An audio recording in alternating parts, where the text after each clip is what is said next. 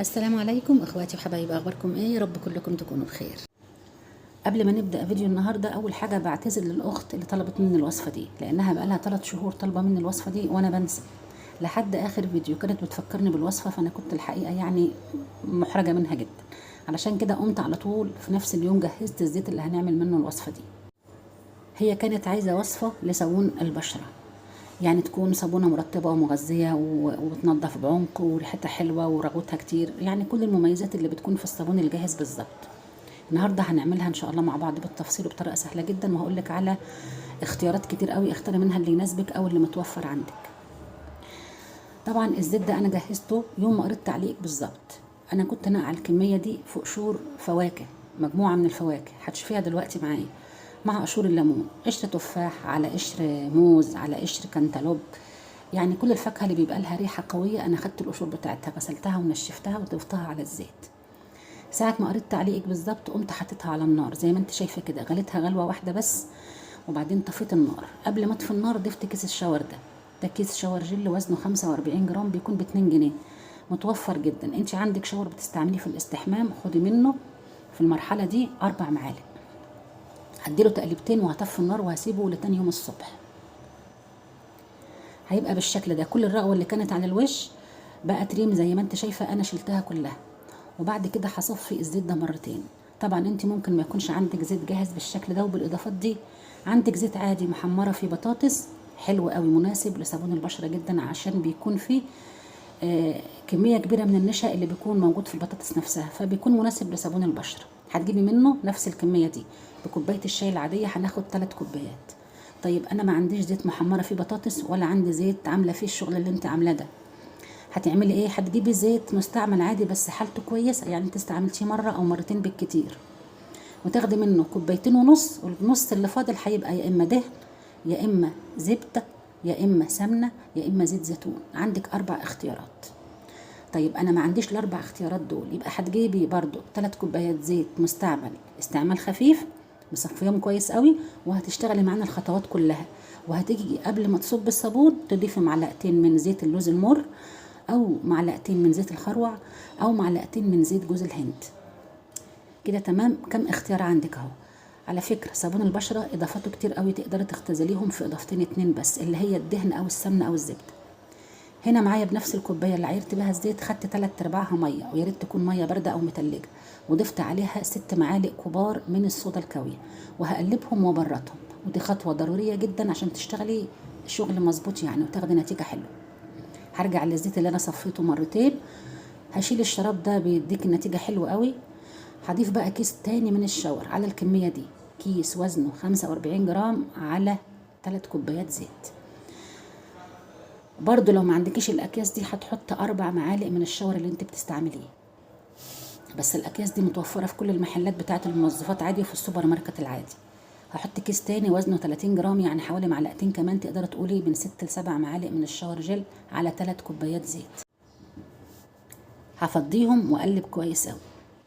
قبل ما اقلب برضو هقولك على اضافه تانية، لو متوفره عندك يبقى كويس قوي، مش متوفره هقولك على البديل. دي بودره تعطير الجسم، في منها بروايح كتير قوي، هاخد منها معلقتين على 3 كوبايات. بصي بقى وانا بفضيها كده بتنزل دفعه واحده، ممكن تكون الكميه كبيره فانت هتحطي معلقتين بس على 3 كوبايات الزيت، لان الاضافه دي بتخلي الصابون يتصبن معاكي بسرعه قوي، بترطب الصابونه، بتعطرها، بتخليها زي الكريم كده على بشرتك. لو ما فيش عندك بودره تعطير الجسم دي، يبقى البديل بتاعها هيبقوا معلقتين كبار من النشا ومعلقه صغيره من الفانيليا البودر او السايله اللي موجود عندك. طبعا علشان الصودا كانت بتبرد في المدة دي الزيت رسب تاني، فانا مش هشتغل قبل ما اقلبه، لازم اقلبه كويس علشان كله يتجانس مع بعضه. المكونات دي والزيت اللي انا مجهزاه بالطريقة دي لما بتنزلي عليهم بالصودا بيتصبن في خلال دقيقة واحدة بس. طيب كده يبقى كويس؟ لا طبعا هيبقى غلط، الزيت مش هيلحق يتصبن مع الصودا ويدينا صابونة ناجحة. يبقى ايه الحل؟ يبقى هتشتغلي بالطريقة اللي هقولك عليها. انا هقلب الاول البودره والشاور والزيت كويس، وبعدين هنزل بالصودا جزء بجزء، يا ريت معلقه بمعلقه، وبين كل معلقه والتانيه هتقلبي مده دقيقه او دقيقتين. كده هتضمني طول الوقت ده ان الصابون بيتصبن معاكي. بعد ما تخلصي الصودا خالص برضو مش هياخد دقيقه وهيتصبن معاكي. لو حابه بقى تضيفي اي روايح او اي الوان هتحطيها في المرحله دي. انا ما عنديش بودره تعطير وعاوزه احط اي اضافات تانية. ممكن تحطي معلقتين من الجليسرين، ممكن تحطي معلقتين من ميه الورد، ممكن تحطي معلقتين من عسل النحل. كل دي اضافات بترطب الصابونه وبتخليها برضو غنيه وبتنظف البشره كويس قوي. لو حابه بقى تضيفي لون او ريحه للصابونه يبقى لازم تكون الوان صابون وزيت عطري مركز بتاع صابون صلب برضو، تجيبيه من مكان ثقه. هتضيفيهم في المرحله دي وتقلبي تقلبتين اتنين بس وتصبي الصابون. انا هنا اشتغلت بالوان مائيه عشان كده مش هتديني نفس درجه اللون، لكن لو جبتي الوان صابون هتاخدي نفس الدرجه اللي اشتغلت بيها. ولو جبت زيت عطري لصابون صلب هيديكي ريحه حلوه قوي للصابونه وتكون ثابته في ايديكي بعد ما تستعمليها.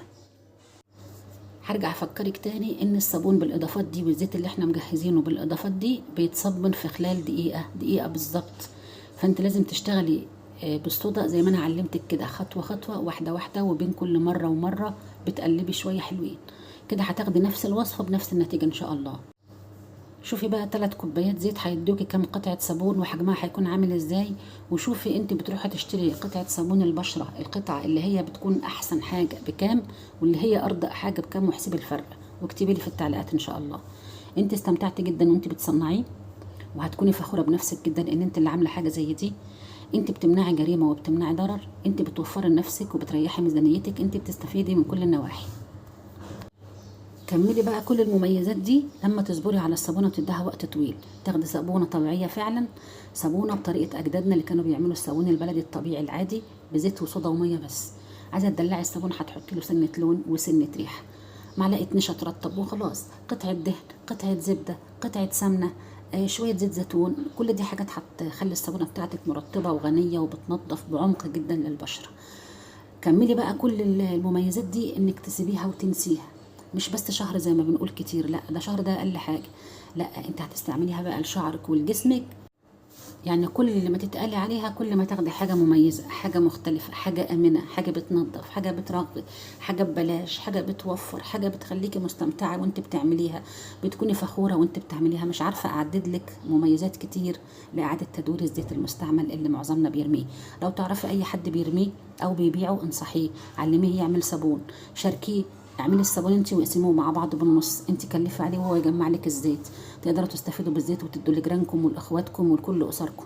يعني انتوا هتتشاركوا مع بعض في الخير. لما تشوفي الوصفه وتعجبك وتجربيها وتنجح معاكي عرفي زمايلك يدخلوا يشوفوا الفيديو ويتعلموا هم كمان ويستفيدوا. وطبعا القناه بتستفيد، هتنشط اكتر، هتحمسني اكتر ان انا انزل لك شغل كتير بافكار جديده ان شاء الله. مستنيه افكاركم، مستنيه تعليقاتكم على الوصفه. انشروها، شاركوا معانا في الخير. لو عملتيها ونجحت معاكي اكتبي لي في التعليقات انك جربتيها ونجحت معاكي، ولو عملتيها واي حاجه وقفت في طريقك اكتبي لي ان شاء الله باذن الله نحلها مع بعض. شكرا والسلام عليكم.